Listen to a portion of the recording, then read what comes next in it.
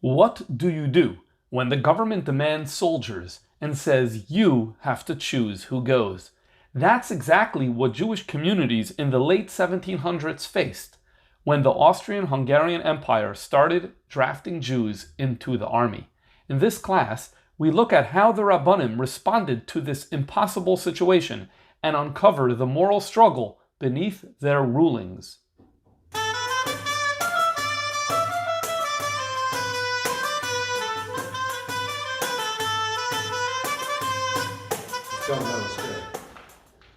Rabbi Shmuel Landau was the son of Rabbi Yecheskel Landau, who is famous as the author of Sha'al Shetshuvas Noda B'Yehuda.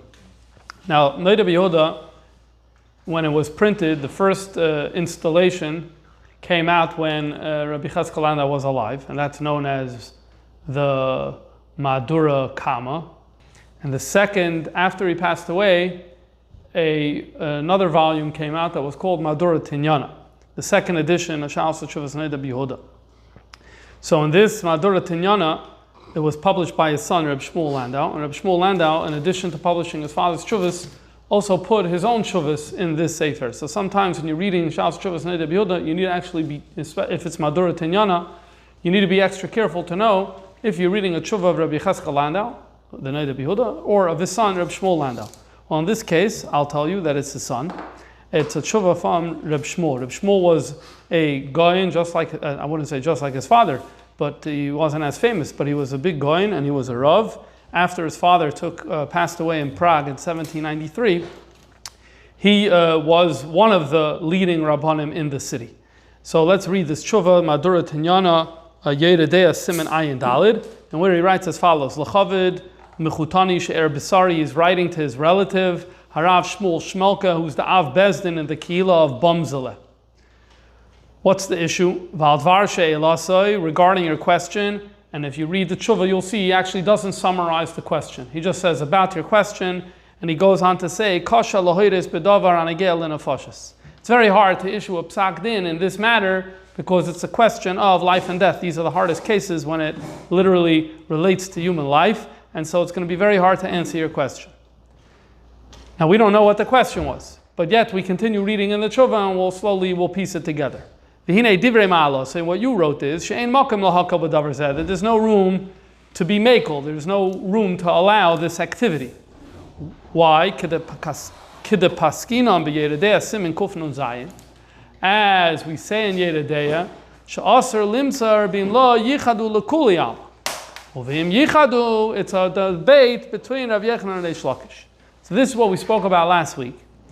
The Gemara deals with the following. If you have a caravan, Talmud Yerushalmi, if you have a caravan of travelers who are going, and a non-Jewish bandits surround the caravan and they say, hand over one, otherwise we're going to kill everyone.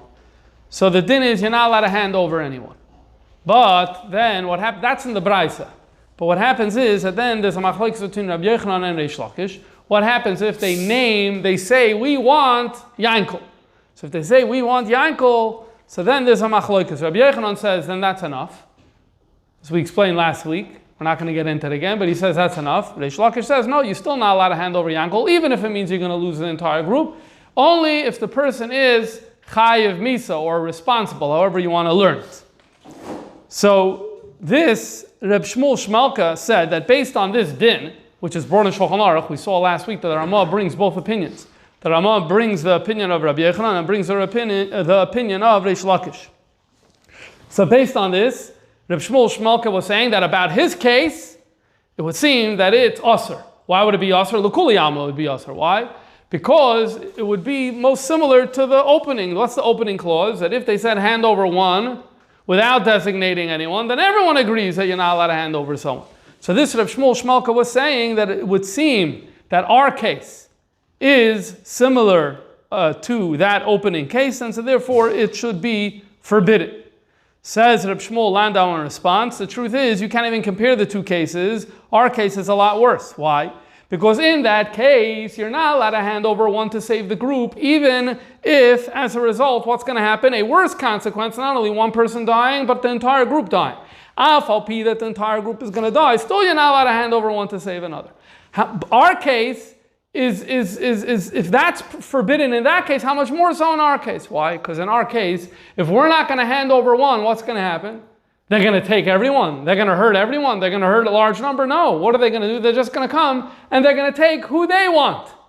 So it's going to be one for one. So then, ma'adach, if you're going to lose the entire group, you're not allowed to hand over one innocent person. Halachas kam v'kama, if it's not a question of losing the entire group, and it's just that instead of handing over the person you choose, they're going to choose. So then, zikr, you have to let them choose, and you're not allowed to intervene. And so therefore, Reb Shmuel Shmelka says that Reb Shmuel Landau says to Reb Shmuel Shmelka that the argument that it should be forbidden is in fact a very, very strong argument. So what are we talking about? What was the case over here that involved the handing over of one and the picking of one, and Reb Shmuel's point that if we don't pick, so then the worst case scenario is they're going to pick someone. So what is the case that we're dealing with over here? So we're going to turn now to the newspaper Hama'asef. Hama'asef was a Maskilic journal that came out of Germany. This was by the Society of those who wanted to promote enlightenment, values of the Enlightenment. May 15th, 1789, there is a report. The report reads as follows: Prague, 19th of Iyar, Tovkuf Memtes, 1789. The report says that on the Tuesday, the 16th of Iyar, there were 25 people from Arkehila, namely from Prague, who were taken to Avodas Hatzava by wagons according to the command of the Caesar, who is the emperor of the Austrian-Hungarian Empire, whose name was Joseph II. So, a little background of what's going on over here. During the Middle Ages and into the modern period, Jews living in Europe were considered foreigners. Foreigners don't serve in the military. And so Jews in the times of the Rishonim and the Achronim, there were obviously exceptions here and there, but for the most part, Jews were not part of the regular military system. However, as we started moving into the later parts of the 18th century, so this started to change. Emperor Joseph was considered an emperor who was good for the Jews. He extended some rights to the Jews in his empire in 1782.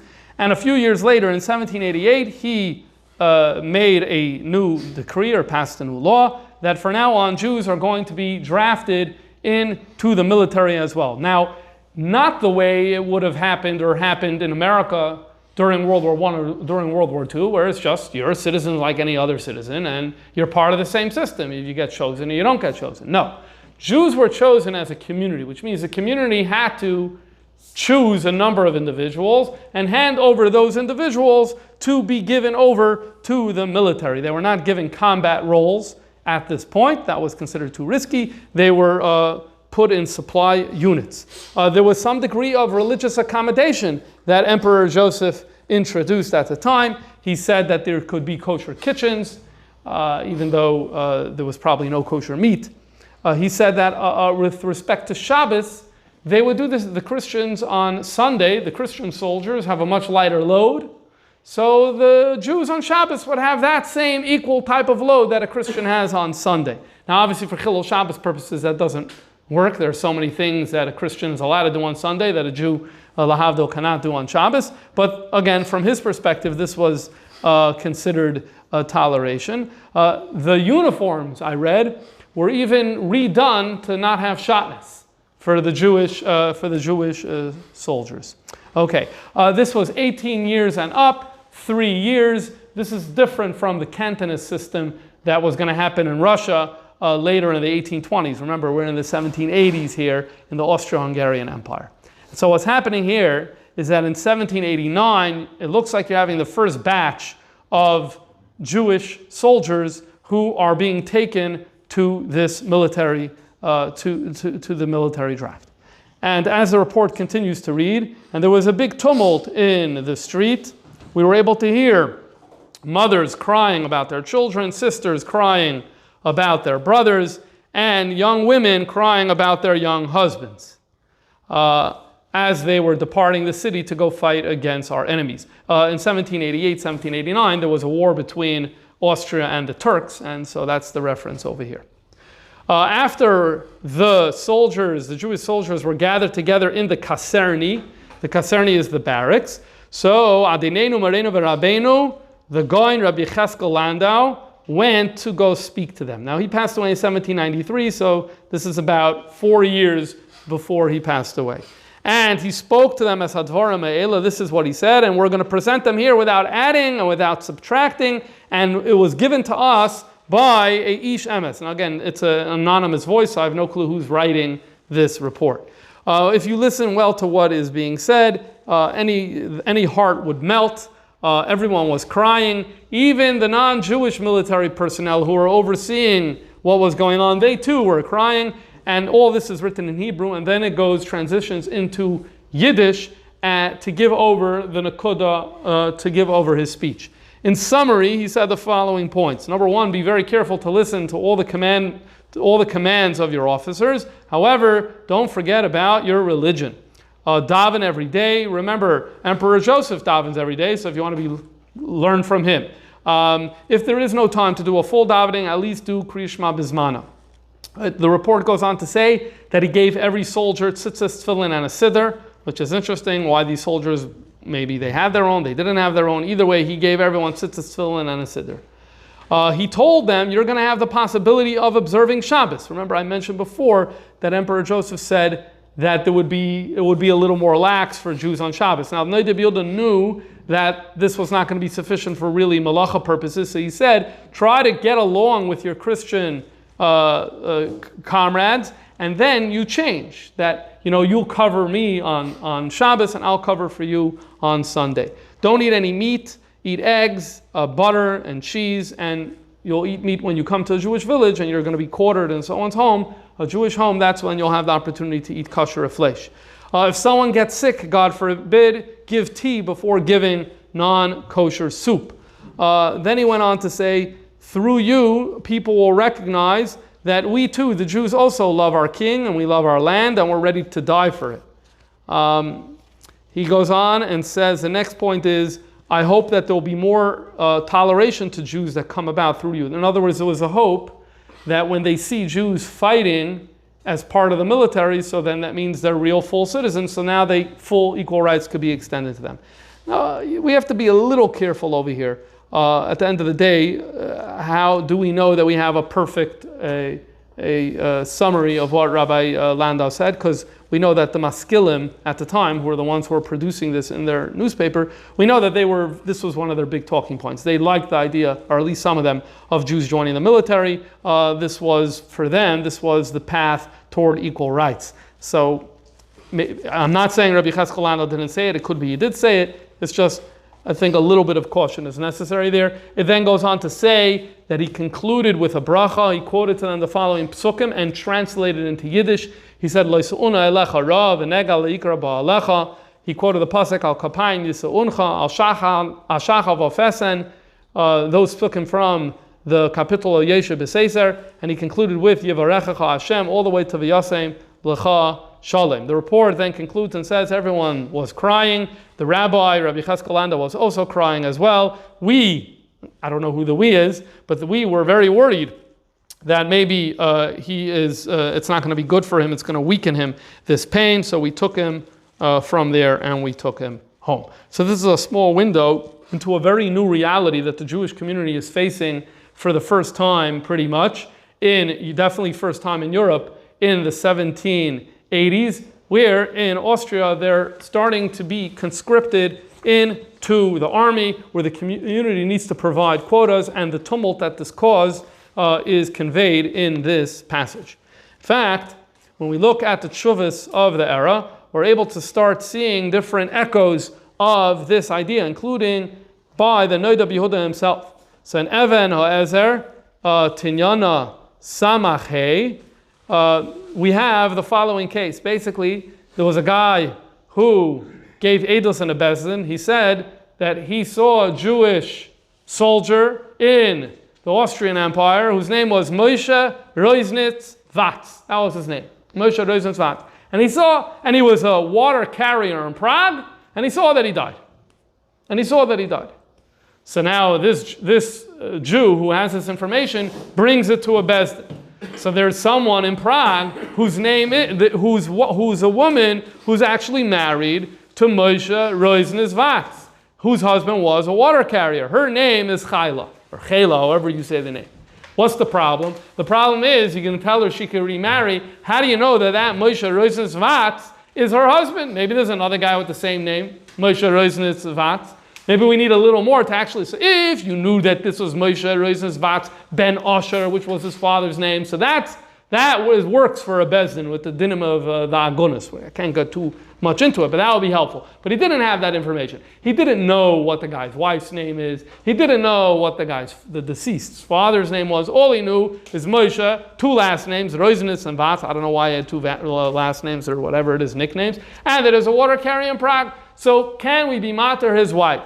So the Shaila comes to the Noda B'Yehuda, and what the Noda B'Yehuda says, I'm going to come up with a way we are going to be mater his wife. What are we going to do?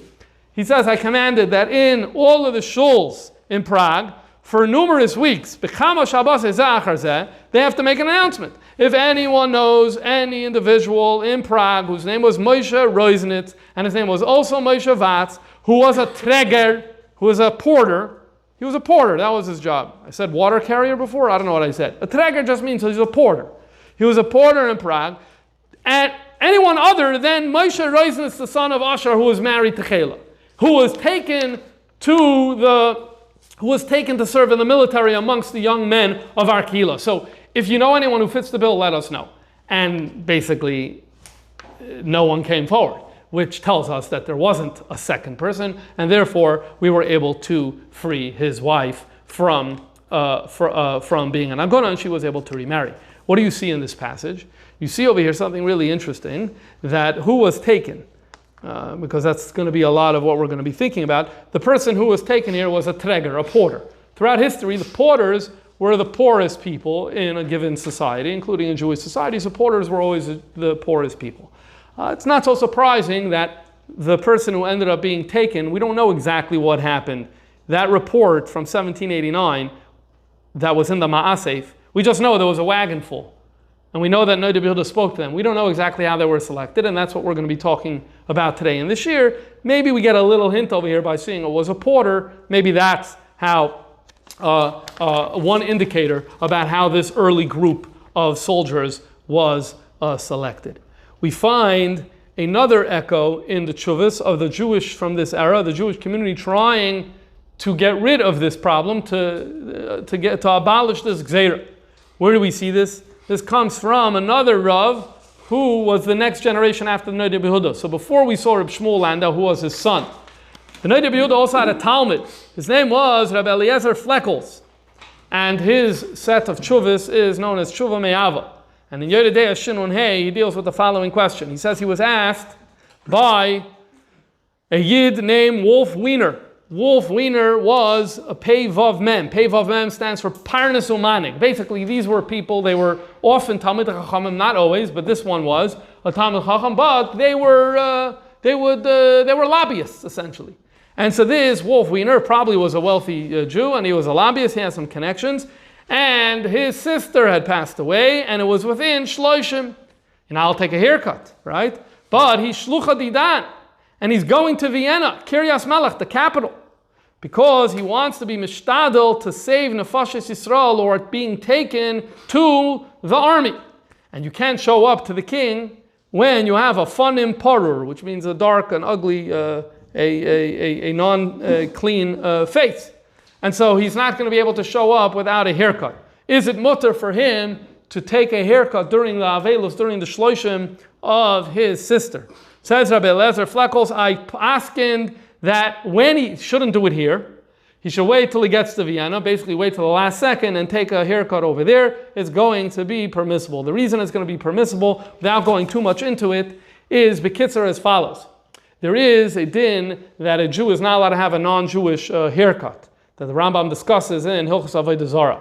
And yet the reality is, the Rambam also paskins over there that Kroivei Malchus, that's the people who have to lobby with the government, they're allowed to have it. So the Kesef Mishnah asks, Why is this permitted? If it's an Isser Midaraisa, which is what the Rambam seems to be suggesting, so then why is it okay for the people, for the Kroivei Malchus to have it? So the Kesef Mishnah gives two answers. We'll suffice with the first answer here right now. The first answer is that it's Hatzalas Yisrael. It's a din of Pikuach Nefesh. Pikuach Nefesh could push off even din and D'Oraisa.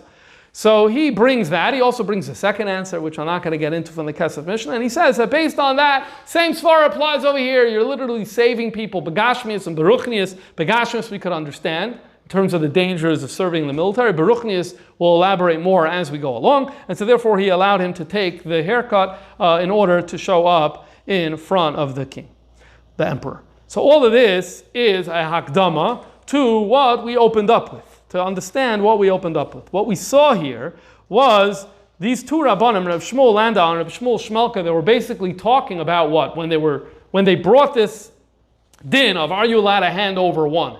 The question essentially was, are we allowed to pick? Is the Jewish community allowed to go over to certain people and basically say, we're deciding that you, for whatever reason, we're deciding that we're going to hand you over that of the quota, whatever it was, 5 and 100 and 1,000. I don't know exactly what the numbers were, but however many needed to be given over, that it's going to be you. Are you allowed? So that Reb Shmuel Shmelka wrote that you're not allowed to hand over one unless yichaduhu. Maybe even you need more. Maybe you need chiv misa. But at the very least, you need yichaduhu. There's no yichaduhu. The Goyim just said you have to hand over a certain number. So it's aser. So Reb Shmuel Landau says back it's even more of a point, and that is that, and if we don't give them, what's going to happen? They're going to take someone. So here you can't be materit because over there, as he said, it's a kavachomer. Madach, you're not allowed to give over one, even to save an entire group. Here, worst case scenario, they're just going to take another one, so you're not allowed to. And so therefore, the community, min adin, is not allowed to select certain people to be given over. However, the reason of Shmuel Shmelka wrote to Rabbi Landau, because he had a different idea. Maybe there's an exception to this rule. When we say that you're not allowed to hand over certain young men to be conscripted, maybe there is an exception. That you have in your community, there's some young people. He says na'arim. I don't know exactly what age we're dealing with here. But they're kalim and prutzim b'yoser. They aren't moral. They aren't shomer Torah mitzvah in the way they need to be. So maybe these guys we could give them. So he says, Ahuva Yedidi, I want you to know, we cannot judge matters of life and death by giving over some of these kids. Because at the end of the day, these kids, as disappointed as you are in their behavior, they don't have the status of Meiridin. Meiridin is that case where, according to halacha, there are certain people whose behavior could be so bad that theoretically other people could, in some cases, not rescue them if they need rescued, or even more extreme cases, even do something to jeopardize their lives. But that's a very, very narrow category of people who fit in there. These kids are not B'chlal Meiridins. How? So what gives us a right to say that they're as good as dead, basically, and that we can hand them over? You can nitin la'anisham. You want to punish them, bitfisa. You want to lock them up, incarcerate them. You want to give them makas mardos. God bless you. Go ahead. Chalila limsa roisam b'yadayim. You're not allowed to hand them over. Now, apparently, Reb Shmuel Shmelka came up with an idea. And the idea went as follows. A Bezdin has what we would call ad hoc powers to punish in ways that are not part of the normal punishment systems in the Torah.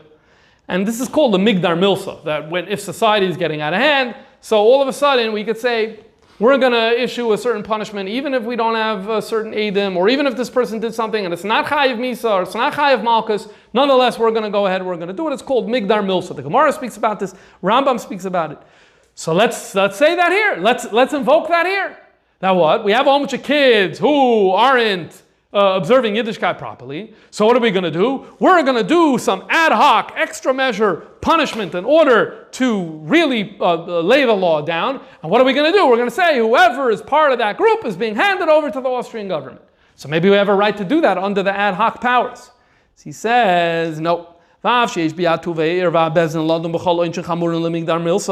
true that a bezdin could basically do whatever it wants if it's looking to set up boundaries and to protect society and protect the law, Hainu, that only is imam parajboy. if the people are basically, there's widespread neglect of a particular behavior or widespread sinning, then we could bring this in. But if you don't have that reality, and you don't have that here, it's not like people are just are misbehaving. You have a few kids. So who's really going to get, you really think you're going to get into this?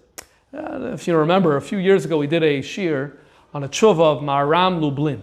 Maharam Lublin, there was a case of a murder in Poland, and the issue was whether they could use ad hoc, special, extra measure types of punishment to in that case it was to allow the Polish government to kill him.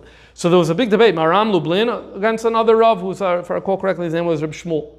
So Maharam Lublin, Reb Shmuel was very narrow. It has to be, yeah, you could do the death penalty as an extra special measure, but it needs to be like murder is rampant in your community and it's already here and it's already a problem and now you're coming to seal it off. So then fine. Maharam Lublin said no. You can do it even if you're like, it's not a big deal now, but we're afraid if we don't do anything now, eventually it's going to become a big deal. So it looks over here, Reb Shmuel Landau is going a little closer to not Maharam's way. He seems to be saying you need to have a widespread societal problem, then you can start invoking this extra special measures that a bezin is allowed to do. We don't have a widespread problem already. It's only a few kids, and so therefore there's no way we can invoke this. That's I just add another point over here, that it would be very disingenuous to invoke this, because at the end of the day, before the Gzeira about the military, did it bother you that these kids were doing whatever they were doing? I don't know, Gneva, Gzeila, who knows what they were doing? Shabbos, I have no clue. Did it bother you?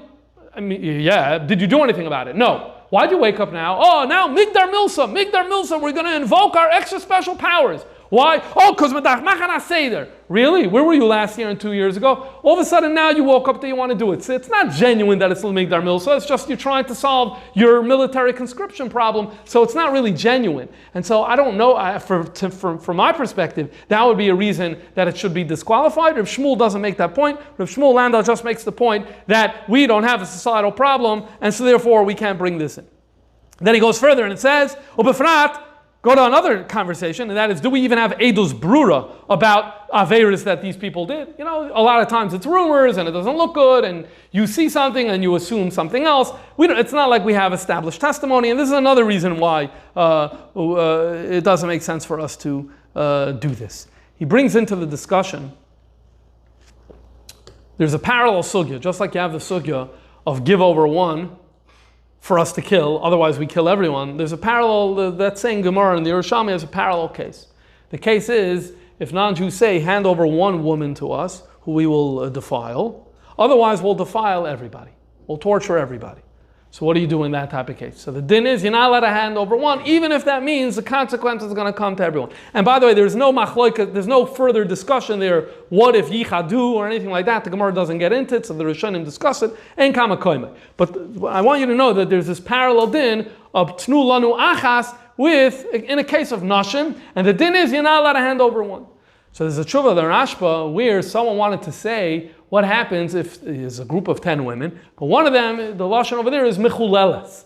Mechuleles, she was already promiscuous, and so she exposed herself to sin already. So do you say, oh, we can hand her over? So the other rabbi wanted to say that maybe you have the right to do that. And the Rashba said, absolutely not. Absolutely not. Just because she did an Avera yesterday, that doesn't mean that we have a right to hand her over today. She's not shaykh any more to this than any other people. Or befrat that maybe she did tshuva. And so Reb Shmuel Landau brings that into the discussion. Same thing. You can't say that because these kids were misbehaving, so therefore we're going to hand them over. They are need to be treated as regular members of the Jewish community. They cannot be handed over. We cannot do this avla, and so they cannot be. So far we established two things. Number one, to select someone, b'chlalos, not allowed. Not allowed. You have no heter to select. Number two, what about the special category of the narim, kalim, uprutzim? Also not allowed. Period. However, he continues and says, I'll give you an answer. There is something you could do. There is something the community could do when it's trying to go about dealing with this problem. And for this, he takes us back to Amaisa in the 1500s. A tshuva of Rabbi Yosef ben Lev. Rabbi Yosef ben Lev lived in Salonika and then in Constantinople. His dates are usually given as 1503 to 1580. And he writes as follows: Reuven hoyaloi avoim asarim v'yoyetze amalchus. You have Reuven, who has a relationship with the government. Which government? The Ottoman government. And sometimes the government would, the Toysen, they would grab, literally hold on to wealthy Jews, and they would designate them, it literally means to write, but designate them as a srafish, or for some other trade, as often happens over here. So what is this talking about? Basically, you had, during the Ottoman period, where the emperor would basically say, like any government, I'd like to dig and find precious metals. That was, right? The problem is, it's a very, very risky business. To invest in mines is very, very risky. And what if you do the whole investment, you don't find any precious metals? So your whole investment goes for nothing. So they came up with a brilliant strategy. What's the strategy? You go over to a wealthy Jew, and you tell the wealthy Jew as follows: you need to dig for gold in area X. And not only you need to dig for it, you need to oversee the whole operation. You're a wealthy Jew. So you need to oversee the entire operation. Now like this: if we don't find anything, sorry, loss is on you. If you find, so then, I don't know exactly the percentage. 60% goes to the government, 40% goes to you. So you could make a decent profit, 40% of a profit, but the government, so basically it's zero risk for the government and a huge reward for the government. So they would do this. So this is called a shrafish or a shrafash. The word is used for in Turkish as it's a government position, but this is the meaning. This is the meaning of the word, and it could be done for mining. It could also be done for other areas of investments, and that's why they're dafka targeting wealthy Jews. Okay, so now Reuven, remember, has a relationship with the government, and so he has the power to save a Jew from this problem. But he's afraid that if he saves a Jew who's been designated for this problem, if he saves Shimon, they're going to take Levi and they're going to do this. So you're going to use your clout to get Shimon out of this dilemma, and then they're just going to go get Levi. So is it permitted? Who says that Shimon's blood is more red than Levi's blood?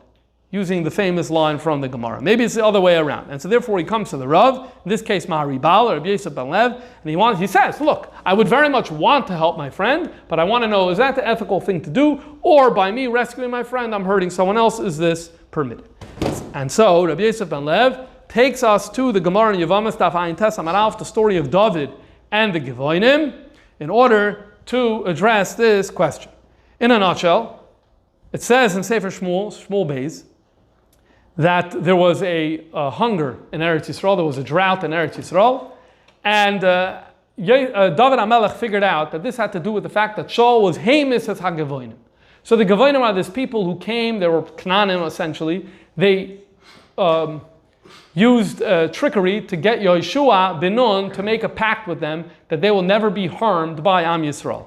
And apparently Shaul did something to them, where it was Hamis as HaGevonim, and it becomes clear to David HaMelech that the reason Am Yisrael is facing this drought in Eretz Yisrael is because of this. And so he goes over to them and he says, how can we make this better? Shaul HaMelech has already passed away. And David HaMelech and the Gevonim say, well, we basically want 7 of Shaul's descendants and we're going to kill them. And basically that's going to make us feel better. And then we're not going to have any hard feelings on you anymore. So the pasuk says that David HaMelech selected 7 and names them, the 7 descendants of Shaul, and handed them over, and they were killed, and the drought ended. So the Gemara asks, Mai Shnahani, why did he choose these 7? So Amar Rav Huna, it wasn't random. Virum lifnei Oren. He actually had all of Shaul's descendants, males, pass by the Oren in the Mishkan. Kol Sha'aron Koltai, and any person who miraculously, as they were walking by the Oren, couldn't go anymore. They got stuck, they were frozen, so that was a sign, Lamisa, that they should be handed over for death. Kol Sha'ain Oren Koltai, but if they were able to walk by without being trapped by the Oren, then L'chaim, then they were allowed to live, and that was a selection process, Yosef, that David HaMelech implemented in order to hand over those 7. Masiv Rav Chanan bar Katina. So Rav Chanan bar Katina asks a shaila. It says in a Befedish pasuk over there in that parsha, Vayachmel HaMelech al mipi Voishes ben Yonasan ben Shaul. That David HaMelech had pity on Mipi Voishes, who was the son of Yonasan, and basically because of the pact of love between David and Yonasan, he's like, no, I'm not handing over Yonasan's son of Mipi Voishes. So how could you say that it was whoever the Aaron selected? Clearly, it sounds like it was much more personal preference for David HaMelech. And for the Gemara, both could be true at the same time. Both could be true. On the one hand, he did the Aaron, and at the same time, he had pity on Mipi Voishes. How? Shalai Havirai. In other words, he had pity on him that he didn't have him pass the Aaron. He had everyone else pass the Aaron, and that's how we kind of reconcile these two narratives and turn it into one. The Gemara has a problem. The Gemara asks, is there favoritism?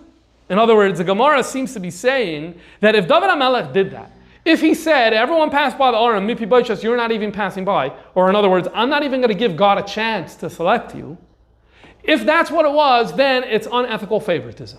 And the Gemara is unwilling to accept that, and so therefore the Gemara comes back with an answer.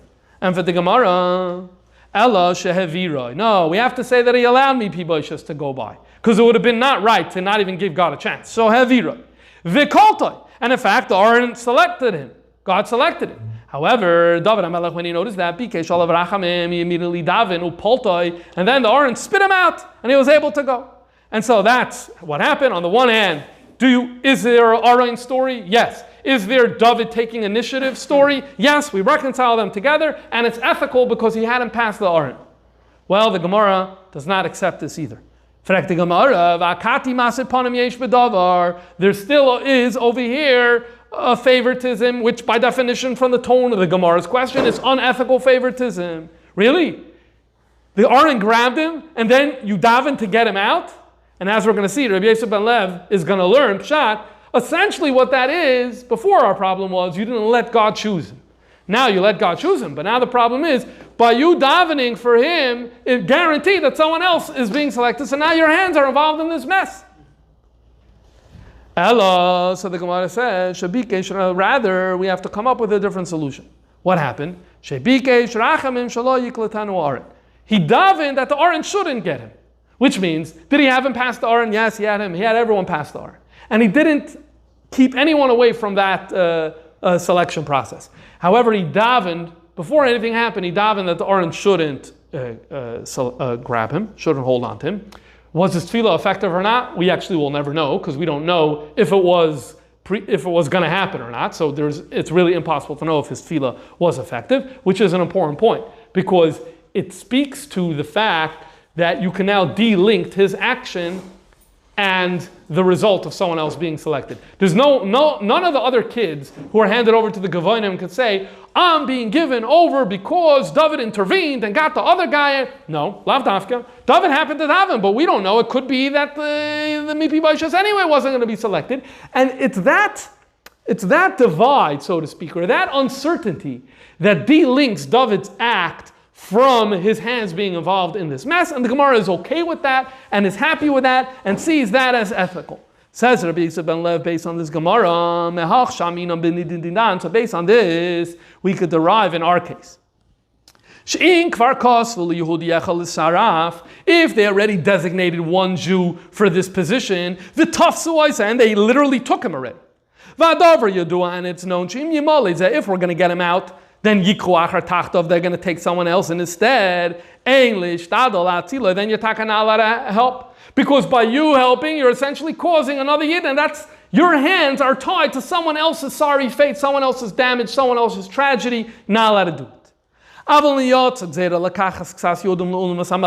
the gzeira was, we need some Jews, whether it's the sharaf or something similar. So then, you're allowed to intervene before anyone was selected and to try to save whoever you know. Again, your action is de-linked from the result of any particular person being selected. No one's going to be able to say, oh, I'm only here because you intervened. Lav dafka, maybe, but maybe not. And that's enough. Remember, in halacha, it's very much about how much your action is associated with this negative result. And here, it's kind of, there's separation. And let's remember, you're doing a good thing because you're helping a yid. It's not like it's a good thing, helping a yid. Never then, the problem is, there's also a negative consequence. But the more that negative consequence is disassociated from me, then it's okay. So here he feels he's satisfied that this is disassociated enough. Then he goes on to give a qualification. He says, the only thing is, this is only if it's vadai vadai. And that is, if you're going to intervene and save someone who's already selected, then for sure they're going to select someone else. So then taki and aladu. He says the reality is, in most cases, that's not how it works here. In Salonika, in Constantinople, it's not how it works. Usually what happens is they have someone. You get him out, and they say, maybe we're going to get another person. Hopefully we're going to get another person. But remember, the reason the government has this program in the first place is because they're inept, and they don't know how to manage things, and they don't know how to get things done. And so they were not so sophisticated. So, and it happens many times, he says, we see b'muchash, that someone is freed, and they don't take a person in his place. He says, in that case, and you have a chiyuv to intervene. He says, not only it's mutter, but it's a mitzvah. Not only, why? Is it shaykh that maybe you're going to free Shimon, they're going to get Levi? It's shaykh. But again, there's not a link here, because it's also shaykh they won't get Levi. It's a big chance they won't. So if they do, it's not really a direct result of your doing, because so often they don't. And so therefore he says, in that case you need to intervene, and you need to save Shimon, who was already taken. He goes on to add at the end, toward later part in the tshuva, that this isn't only about taking someone away from his family and financial ruin. Literally, a person could lose all their money if this were to happen. It's not only that. He says sometimes, let's say they don't find any precious metals. So then, whoever is in charge from the government could say, you stole it, or you hijacked it, or you what's the word when you don't allow? Yeah, you sabotaged it. You didn't allow the thing to. And he says there have been cases where people were beaten. And once you're beaten, that could lead to sakaras nefashos. So it's even more serious than just a financial risk. And for these reasons, if it's a suffix, maybe they're not going to end up taking someone else. You need to intervene. But the main point is he does come up with a heter. His heter is, that's a clear heter, is two heterim. One is if it's a suffix that they're going to take someone else, or if they didn't take anyone yet. And it's just, we need 3 Jews. Oh, okay, don't take Yankel. Okay, so you're allowed to do that. So Reb Shmuel Landau knows this tshuva, and he quotes this tshuva, and he brings it into his case. He says, although we said before, you cannot choose people to give over, you could be mishtadel derech shlila al adam chashav kasher. Basically, you could give them a list. You say, we know you're coming for certain people, right? So the truth is, he doesn't say a list. He says, you could go over to Adam Chashav, you could say about Adam Chashav Kasher, I don't want you to select this person. Kolzman shaloi karer la beferish, as long as, again, they didn't call him yet. Now, if they already called him, they already in Kvar Bab, then Kasha lahoiris lahata l'shtala avurei. If the government already took someone, it's very, very difficult to say that you should be allowed, basically, because they're for sure going to take someone else. You don't have that heter of maybe they're not going to take someone else. And so this is what he says. So basically he allows the community to put a list, to say names not to select, but he doesn't allow people who are already selected to be taken. He also doesn't allow for us to say, take these people. Now he goes on to say, V'yadaiti I know, it's very, very hard to give psak in this area. And then he goes, why? So it becomes clear from the next line. He quotes the Gemara, just like it's a mitzvah to say something that is heard, so it's a mitzvah to not say something that won't be heard. This has to do with the dinim of teichacha, where if you know, the truth is it's complex, because there's cases when this does apply, when it doesn't apply, but at least simply, if you know the person isn't going to listen to your teichacha, you don't say it, because it only causes harm. What's he saying here? He's saying that basically rabbanim are in a very difficult position right now, because the kehila basically is often not ready to listen to what the rabbanim are saying needs to be done. Because it's a crazy situation, it's a crazy crisis. They're coming, they're saying we need to give people. This is all new. Again, Jewish memory had no recollection of dealing with this type of problem for many, many centuries. And so how are we supposed to deal with that? How are we supposed to handle that? And the kehila sometimes wanted to do things that lav dafka were mutter. So he says, I know that it's kasha lahoiris, and maybe you don't need to give up psak din. V'amaskil, if you're really smart, actually the Rav should be quiet. But he says, to be moiser b'yadayim, you're not allowed. And I wonder if his diuk b'yadayim, like, what if you tell them, here's 6 people, go get them? Like, is he okay with that? Is he only against literally they saying, oh, we have a hard time, we can't find them, they're difficult, you go bring them to us. Is that what his problem is, or is his problem even designating the names? I don't know, but he says limser b'yadayim. He's like, that, I want to have no part of limser b'yadayim, even if it's the nairim, kailim, and prutzim that we spoke about before. And he signs off, Hakatan Shmuel Segal Landau Ben Agoin, V'reinu Rav Rabbi Cheskel Mi Prague. So in summary, he basically gives, the way it seems to me, is we could break down his tshuva into three categories. There's the heter barer. Heter barer is to say, this adam chashuv kosher, don't take it. That you're allowed to do. There is an isser barer, which he says you have to make a macha. The isser barer is limser b'yadayim. He's like, that, you make a macha, community's not allowed to do it, whatever. There's this in-between space of maybe the government has a list already, and you're now going to wipe someone off that list. He says you're not allowed to do it. But then immediately after, about that, he seemed to be saying, maybe you don't have to give up psak din in that case because the community isn't going to hear. So basically there's cases where he has heter, there's cases where there's isser and he thinks there's an obligation to make hamacha. There's space in between where he's like, I know what the halacha is, but I also know the community leaders may not listen, and so therefore lav dafka, it needs to be said. We find a similar theme in a tshuva from the Chassam Sofer. The tshuva from the Chassam Sofer passed away in 1839. And this tshuva is dated 1830. Now the Chassam Sofer lives in the same empire. It's part of the Austrian-Hungarian Empire. It's just a different area. Instead of Prague, he's in the area of Hungary. It's unclear who this tshuva from the Chassam Sofer is written to. But let's read.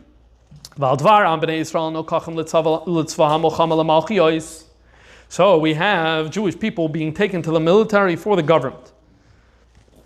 Hashsika yafa midiburenu bazeh. Better be quiet.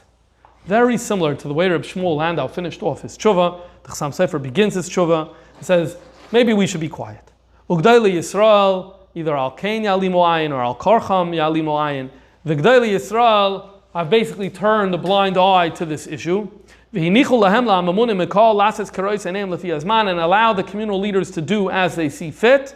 And it's time to be quiet. Now I should point out that at this time, it's not only that in Austria-Hungary they're taking Jews to the military. Once you come to 1830, the situation in Russia with the Cantonists, that started in 1827. And we're not going to spend so much time on that, but we'll talk a little more about it soon. It's impossible to know, at least right now for me, why the Chassam Sofer is writing this tshuva. Is he writing it about the situation in the Austrian-Hungarian Empire? Is he writing it about the situation across the border in Russia? Ich weiß nicht, I don't know. But what he does say is here, similar to the Shmuel Landau, but just broader. He doesn't even make any exceptions. He just says, let the community leaders do as they see fit. And the reason is because it looked like there was just a terrible situation and there was no decent, great, normal way that at least the communal leaders were going to listen to. Maybe halacha had what to say, but people weren't going to listen. So that's his first point, that maybe we don't need to say anything. But then he goes on to say, I will tell you what the din here is. So the first thing he says is, first let's ask the question, does the emperor of the Austrian-Hungarian Empire or whichever king have a right to ask of us of military service? Now, his answer is yes, they have a right. Because Dina de Malchusa. And Dina de Malchusa is taxes, and this is a form of taxation where you need to join the military. So he says a king has the right to do this, and especially in Austria-Hungary where it was a three-year term, much more similar to regular military service. So it could be that he specifically meant that as opposed to what was going on in Russia, but again, I don't know. So he says, yeah, the government has a right to do it. And therefore, any person who theoretically could serve based on the law, he's like, you get an exemption. If you're married with children, you're exempt. Fine, so you're exempt. But anyone else who doesn't have that exemption, they have an obligation to serve. Not the young men or the bachrim, the unmarried men who are learning Torah. This is a very famous tshuva of the Chassam Sofer. You can understand why today, when people want to discuss yeshiva bachrim serving in the military, so it comes to this. But you have to remember that at the end of the day, the Chassam Sofer here was talking about not a Jewish army in Eretz Yisrael, he was talking about a non-Jewish army, so that may be an important difference. But anyway, it's not our topic. Where did he get the idea? Where did he get this idea that yeshiva bachrim should not be forced to go to the army. He gets it from a Gemara in Baba Basra Daf Ches Amud Aleph. The Gemara in Baba Basra says, all people need to contribute la'agale gafa, which is to the wall and the gates around the city, because everyone needs to everyone needs a protection. Even Yisayimim. Usually we're very careful with the money of Yisayimim. We don't want to take it for different things. Here we're going to take it. They need the protection.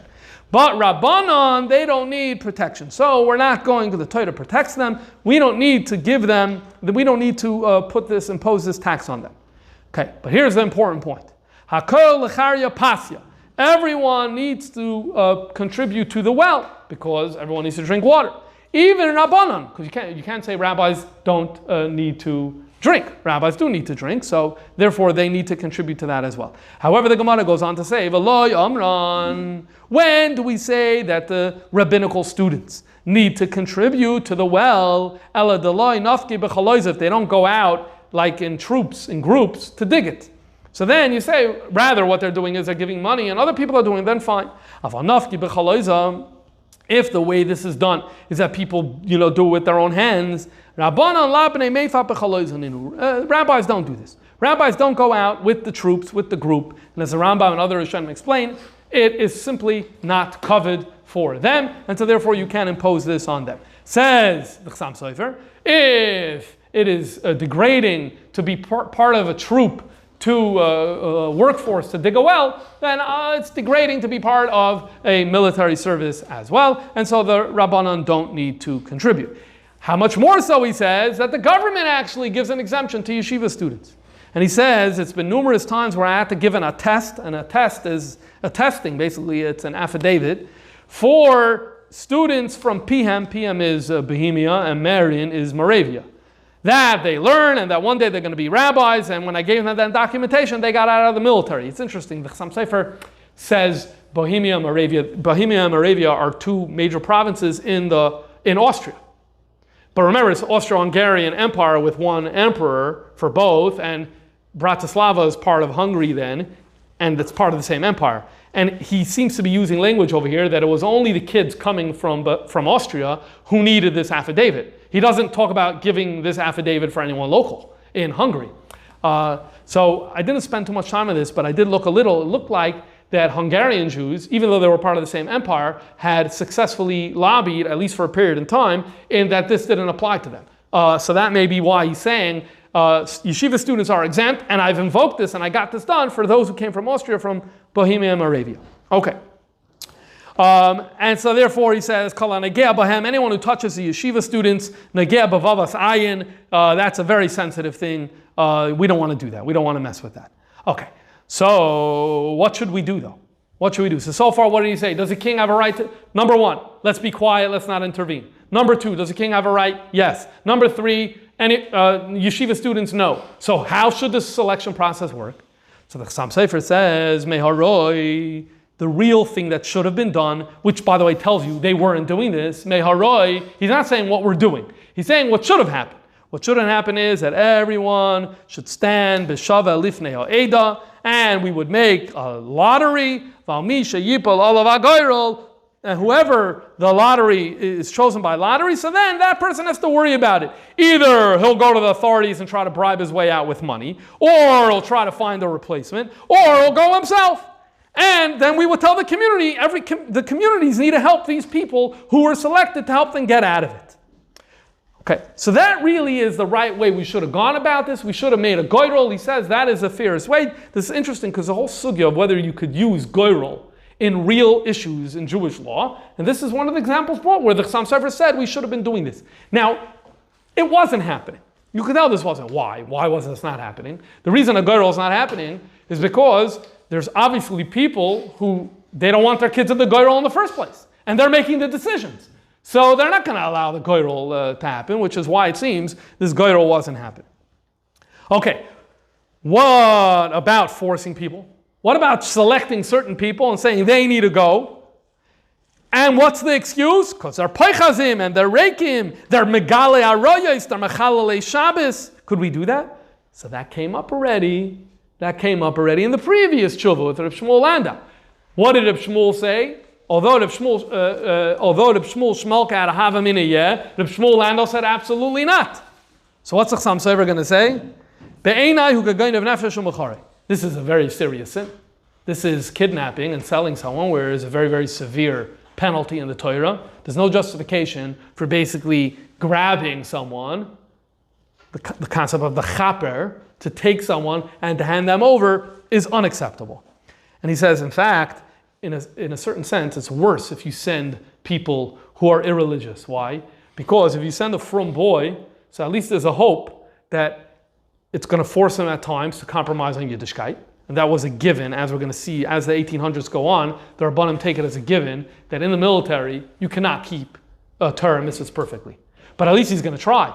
But if you send someone who's a megala aroyas and a machal Shabbos, he's not going to keep anything. So it's going to be a lot worse.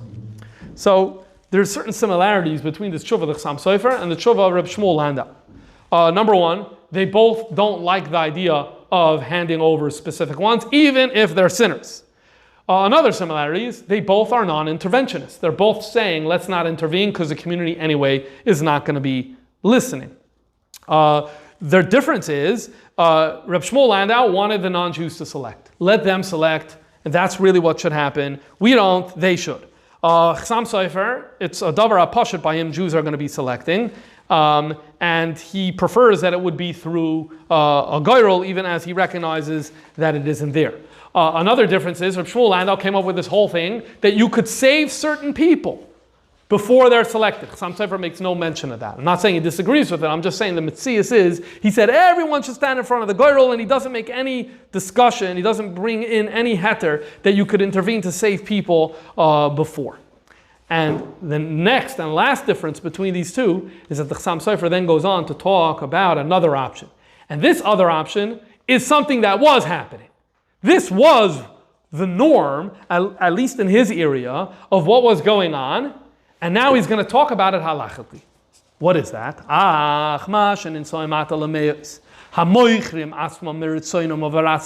We have hundreds and hundreds of Jews, basically, who they're going around from community to community saying, I'm looking essentially to be drafted. Draft me. Say I'm from your community, and I'll take it, but you need to give me a certain amount of money. And basically their idea was, I'll go to the military and they'll eventually get out. They would have made a lot of money. And it really goes to show how terrible the situation economically was for Jews, that the Chassam Sofer tells you that you have mayos, not a few, mayos of people who are doing this. This is really bad on one hand. Why? You essentially have people over here who are choosing to enter a situation where they know they're going to have to be Mechal Shabbos and eat a Surim. So that's really bad, as opposed to someone who's selected, he's selected. But now they put themselves in that situation. So on the one hand, that's really bad. Nonetheless, because there's a lot of them. No, I don't think that's the pshat. Because there's a lot of buyers. Many communities need this type of service. So therefore, it's not like two sides of the river. What's he saying over here? Chassam Sofer is getting into a major sugya of lifnei iver l'sittan michshol. Lifnei iver l'sittan michshol, in front of a blind person, don't put a stumbling block, is explained halachically by Chazal to mean that you're not allowed to hand a glass of wine to a nazir. Now the Gemara establishes you're not allowed to hand a glass of wine to the nazir if you're on one side of the river, he's on the other side of the river, he can't get it without you, you're extending it, you're giving it to him, so now you're at fault, that's the problem. But if it's right here on the table, so if you're handing it to him, what did you do? If you don't hand it to him, he can take it himself. So there's no lifnei iver l'sittan michshol. So the Chassam Sofer is saying that that's our situation over here. If you're not going to go hire this kid who came to your community, is he not going to be Mechal Shabbos? Is he not going to eat a tray for food? No, what's going to happen? He's going to go to the next town over, and another Jew is going to hire him, because every community is looking for these types of replacements. So essentially, it's going to happen anyway. If it's going to happen anyway, when you go and you invite him to take your place, or the Kehillah invites him to take the place, you're not causing the Isser. The Isser is going to happen anyway. This is what the Chassam Sofer says. It's not like two sides of the river. It's like the glass of wine is sitting right here. He can lift it up on his own and he could drink it. And so therefore, if you're not going to buy him, he's going to sell himself somewhere else. So this unfortunate reality of having many Jews who are willing to give themselves in this way, which is really unfortunate, it's a kalkala, it's also a takana ksas, because we could use this as a system of dealing with the problem in our communities. And here is where he says, this is not roi, but v'chein asu b'chol gliloseinu. This is what we've done in our regions. He's telling you the Austrian-Hungarian Empire, that's what he means, this is the system that is more or less in place. Not the goyrel system, for the most part, not handing over the reikim and the poichazim or the bale averis against their will. It's more this economic model of hiring people, and he says here the kehila does it, not individuals. The kehila buys the services of these people, and vehu ke'em b'chiras hara b'mi'utay. This is choosing the lesser of two evils. You can see he's not really thrilled with this. He's not really happy about this.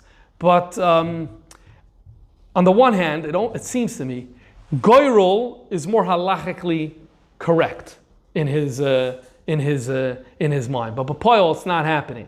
This may not be as halachically correct to hire people, but he says it's not a problem of lifnei evelisita michshol, so it's workable, and it's the less of two evils. He concludes by saying, katzarti ma'oid. I'm writing very, very briefly here. Because ein roya laharich bin nizek, self-understood, we can't talk about this. This has to do with censorship. This has to do with what non-Jewish eyes are going to see. This has to do with even within the Jewish community. This was a very sensitive issue. Signs, Pressburg, Tuesday night, Chaf Hei Sivan, Tuf Kuf Tzadik, that's 1830, Le Prat Katan, Moshe HaKatan, Soifer Me Frankfurt, the Main. That's his tshuva here. Now, I want to stress that there's a number of tshuvas from other rabbanim around this time. And for the most part, I think I saw another two tshuvas that supported this approach of renting people.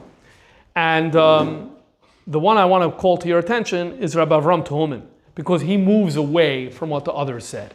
In what way does he move away? He's basically going to argue that not only is the rental arrangement mutter, he is pro selecting and choosing the sinners of the community and handing them over.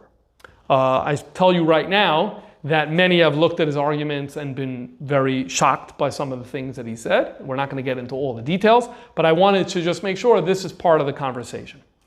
Now, when you read his tshuva, you actually read the opening paragraph, you would think that it actually has nothing to do with what we're talking about. But after reading it closely again and again, I'm convinced that it very much is about this situation. So let's read it inside. His sefer is Rabbi Avram Tehumin. He was a rabbi in Zabrov. As you see, the first word in the tshuva says Zabrov. The tshuva is dated Tesvav Cheshen Tov Reish. So that's 10 years after the tshuva of the Chassam Sofer. His sefer is called Chesed LaAvram, Madura Kama. Where he writes as follows: Test Vav Cheshen Tov Reish L'Chavid Zcharia Mendel Isserlis. Okay, so here's the story. He says there's a sar. So a sar is a lord, a nobleman, is some nobleman who needs Jews for work. And he decreed on all the people in his city that they should give a number of people who are able to work. You have in the community Anshi Deloy Mali, people who are no goodniks, and we suspect them for committing various sins and to violating Shabbos. Do the Rashi Kehila have the ability to choose these no goodniks, to hand them over to the nobleman, and that way exempt the Kehila? Okay. Now when you read it, you're like, okay, it sounds like there's some nobleman and he wants to knock down some forest or something like that, and that's really what this issue is. The thing is, historically, I don't know, maybe in the Middle Ages you had this. In the area where he was living, we didn't have noblemen with this type of power and this type of arrangements in the 1840s. Moreover, if you continue reading the tshuva, the first thing he says, he's like, well, let's think. If it's negea to dina d'malchusa, so then, Avi, what's the shaila? You basically ask the government how exactly they want to do it, and then whatever they do, that's what you say. Then there's no shaila.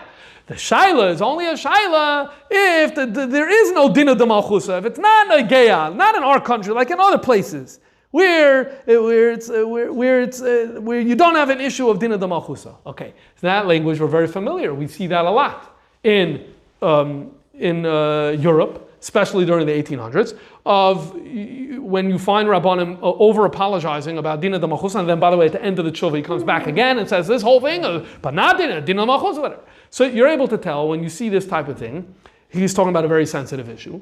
And what was the sensitive issue at the time? The sensitive issue at the time was a military draft, and he's just dressing it up as a lord with a forest. It's self-understood to anyone who was receiving it. Befrat that Zechariah Mendel Isserlich knew exactly what he wrote to him, and this is the tshuva. Okay, so I told you he said something very controversial. What does he say? So he brings a din in Shulchan Aruch. The din in Shulchan Aruch he brings is, God forbid, one Shabbos morning, someone wakes up and finds their daughter has been kidnapped. Taken where? To the monastery. And they want to basically take her away from Yiddishkeit. Are you allowed to go and rescue her on Shabbos? So remember, it's not pikuach nefesh here, because her life she may actually live a longer life over there, begashmias. Is it permitted to be Machal Shabbos to get her back? So the answer is yes. And the Shulchan Aruch and Siman Shin Vav says, what if the guy says, I don't want to go? It's Shabbos, well, I'll go tomorrow. So Bezdin goes in Allah. No, you need to go. Bezdin goes. In other words, Bezdin forces him to, this is what Rabbi Tolman is looking for. Rabbi Tolman is looking for a situation in where you force someone to sin to enable a better result by someone else. And this is the case that he comes up with. You're forcing the father to sin to enable a better result and frumkeit for the girl. So he says that's precedent for us. We need to save good Jews who are ehrlich and who are frum and who are ethical and who are good in their behavior. So he's mechadish over here that someone who is a bal avera, for them to do another avera is not as bad as a regular Jew to do an avera. All right, so if we were to score this, a regular Jew in an avera on a scale of 1 to 10, 10 being the worst, it's a 10. You're a regular Jew and you did an avera, it's a level 10 of a isser. Terrible. Why? Because you never do isurim. But if it's someone who does isurim, so because you do isurim, so now for you to do an isser, it's not such a big isser anymore. It's a little less of an isser. So that's similar to the father who's going to be mechal one Shabbos. So only one Shabbos, it's a smaller problem. And he's going to get his daughter back who's going to do many Shabboses. So we're allowed to sacrifice, or we're allowed to do less of an isser to enable a better result. We're allowed to force these kids who, for them to sin, it's a less of a problem in order to enable a better result that the good ones aren't going to end up sinning. Okay, this is what he says, and as I mentioned, both academically as well as more hashkafically, many have raised serious questions about this, but the reality is this was his psak, and this is what he said, and that departs from what the other two rabbanim we saw before who were not for this. He went on to say, the truth is everyone needs this. Everyone needs this. Why? Because in Austria-Hungary, what are we doing? We have the rental program. The rental program is usher. Why? Lifnei ivra lisit and michshol. You're not allowed to lifnei ivra lisit and michshol. What do you mean? The Chassam Sofer said, but they're going to go to another community. So it's not lifnei ivra lisit and michshol. You're not causing them to sin. They're going to anyway go. So he says, no, I don't buy that. Why? So this brings us to a major machlokes achronim. Do you say that it's not a problem if, well, the guy's going to do it anyway?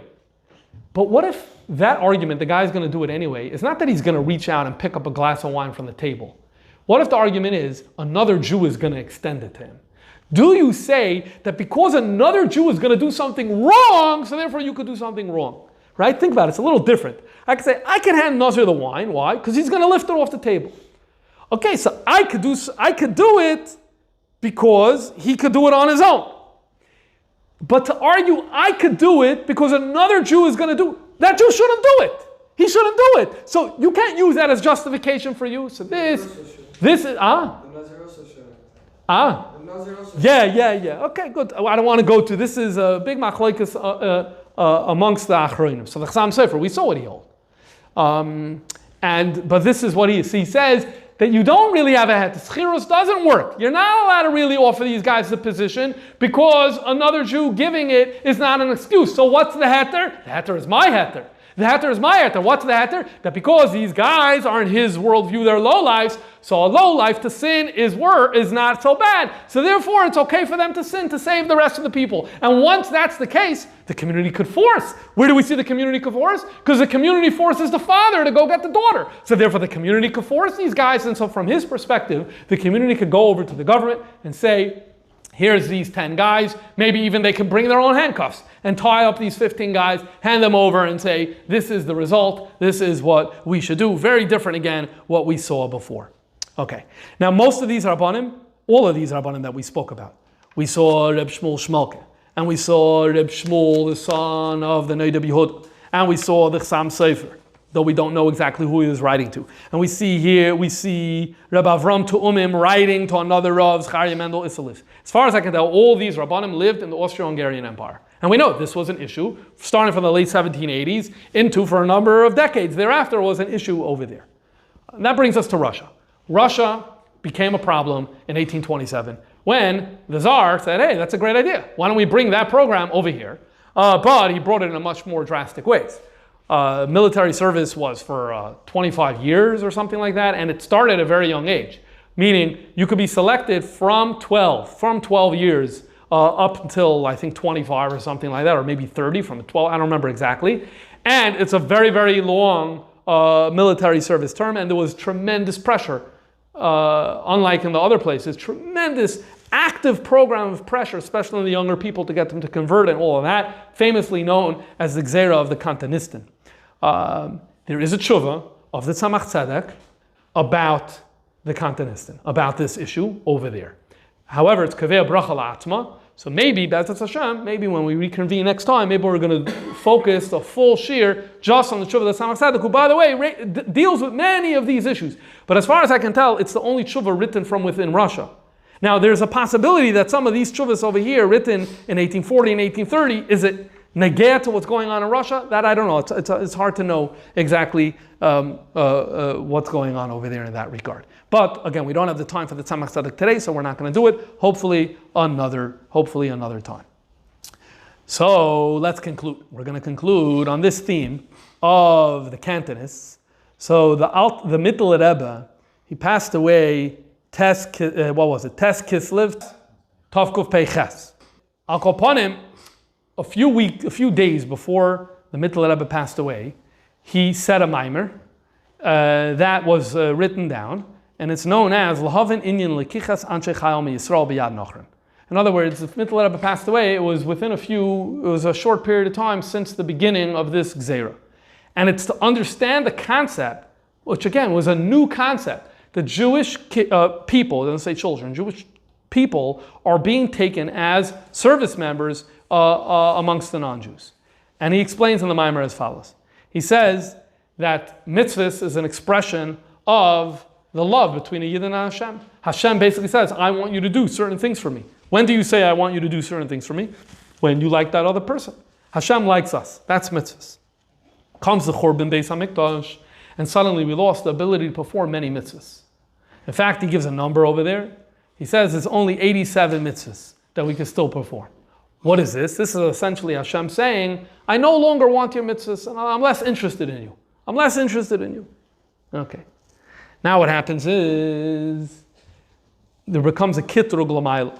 The kitrug l'mayla is where the negative forces present an argument to Hashem, and they say that the Jews are not deserving even of these 87 mitzvahs that are remaining. Look how much they sin and look how bad they are. They're undeserving even of these 87 mitzvahs. Poshe Yisrael Malei mitzvahs kirimin. Everyone's doing something. In fact, a lot of things. There's a lot of mitzvahs even among sinners. The Kitrug says, yeah, but it's all mitzvahs anashim elamada. They're doing it out of rote. So how does Hashem battle that Kitrug? Hashem battles that Kitrug where he controls Leiv Mlachim V'Sarim B'Yad Hashem, and he basically inspires these kings to make this Gzeira, which causes Jewish people to cry out, Yitzhak Libay Al Hashem, where the person is like, I don't have the ability to do mitzvahs like a normal person. And lama nivreisi, the only reason I was created is to do an Eibish's ratzon. And look how far I've become. Even a